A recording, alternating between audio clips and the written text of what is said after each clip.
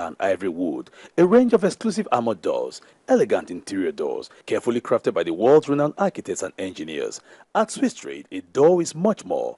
Plus, florals, onyx marbles, kitchen cabinets, wardrobes, panoramic lifts, revolving doors, and escalators. Visit Swiss Trade today or call now. Swiss Trade, a blend of beauty and security.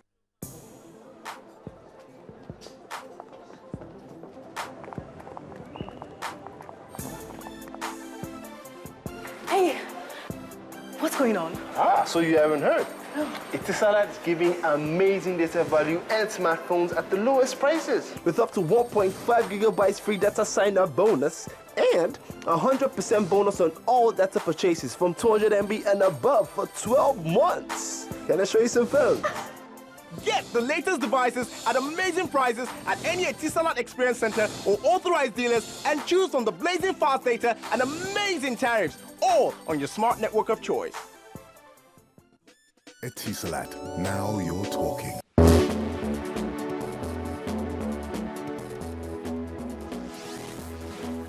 Welcome back to News Track. All our top stories are on our website, channelstv.com, and on youtube.com/channelsweb. And do visit m.channelstv.com to view us live on your mobile device. You can also download the Channels TV app for Android, iOS, and Windows phones from their respective stores. And we urge you to interact with the Channels Eyewitness feature on our Android, iOS, and Windows 8 platforms. If you have pictures or videos to share with us, tap the application on your device, swipe to reveal the Eyewitness menu, and then follow the instructions.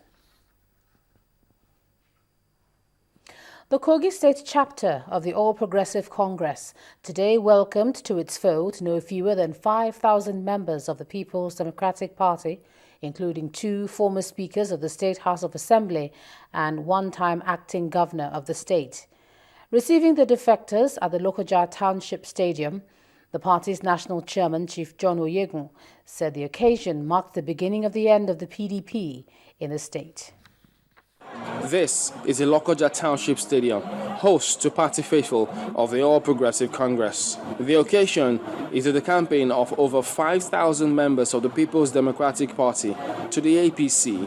On hand to receive the decampees are top-ranking members of the party, including its national chairman, Chief John Oyegun, former head of state, Muhammadu Buhari, former vice president, Atiku Abubakar, Kano State Governor Rabiu Kwankwaso, among others.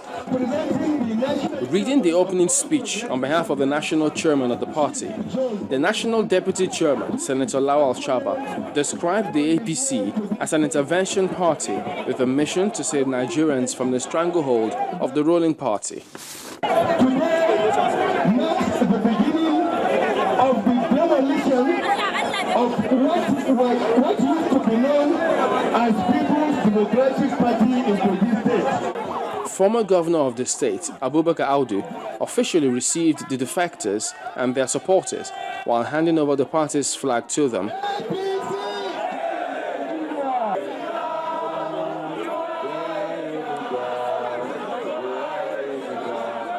Speakers after speakers then mount the podium to convince the people on why the APC is the party to pitch tent with.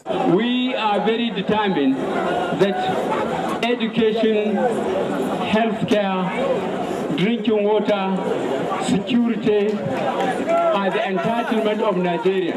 I have been here once, 2, and I think 3 times. But this is the greatest crowd I have ever experienced. But the PDP in the state seems not perturbed by this development. According to the party, its developmental strides in the state will be enough to ensure its victory in the forthcoming election. In the last dispensation, people thought, or people were assuming that is PDP going to deliver Kogi State? But we have demonstrated it clearly, which with the will of God and with the developmental stride, PDP was able to deliver to the people of Kogi State. As the 2015 election dates draw closer, there is no doubt that political parties will have to work harder to win the hearts of the electorate. Now, it was a huge gathering of leaders at global level at the 69th UN General Assembly. President Goodluck Jonathan used the platform to advise the body to overhaul the UN Security Council to make it more effective and drive the global war against terror. He also spoke about Nigeria's efforts to stop insurgency and the success achieved by the country in containing the Ebola virus disease. The president used the UN platform to seek more international support to tackling the Boko Haram insurgency in Nigeria's northeast region.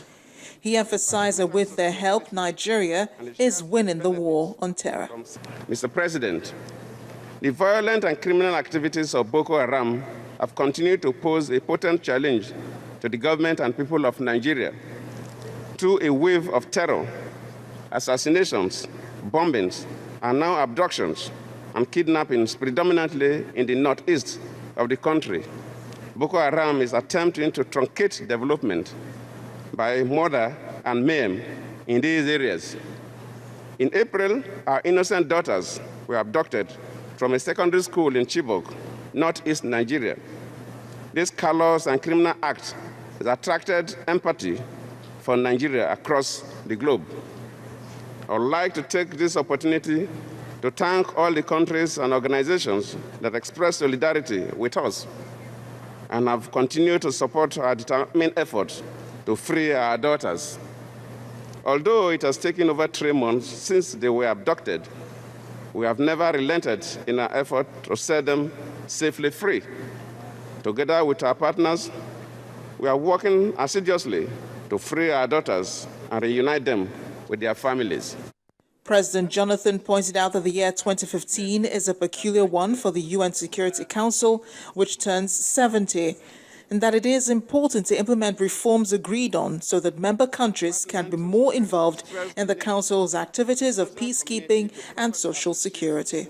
The failure of unanimity of action by the Security Council over pressing challenges to global peace and security in Syria, Iraq, the conflict in Ukraine, and the renewed aggression between Israel and Palestine have strengthened the case for the reform of the Security Council. Today's challenges can only be resolved by a Security Council whose working methods engender transparency, inclusivity, and common ownership through equitable representation of all regions in the decision-making process of the Council. It is imperative that we take advantage of 2015, which also marks the 50th anniversary of the 1965 reforms, to make concrete progress on the reform of the Council. Our view is for a fast-tracked process in line with the initiative of His Excellency John As, President of the 68th General Assembly, for establishing a working group on reform. Indeed, the Security Council requires the collective resolve of all member states to ensure that 2015 brings decisive progress. The president in his speech referred to the giant strides taken by Nigeria in containing the Ebola virus disease. He calls on the global community to assist other West African countries to do the same. While Africa, and in particular West Africa, battles conflicts and terrorism with progressive results, the region is now being devastated by the outbreak of deadly Ebola virus disease. While Nigeria was able to respond effectively to control the spread of the disease, the situation in Liberia and Sierra Leone requires sustainable collective global action to contain. Through the concerted effort of our healthcare professionals, the World Health Organization, and our international partners, we have been able to contain the Ebola virus disease, and we can confidently say that Nigeria is today Ebola-free.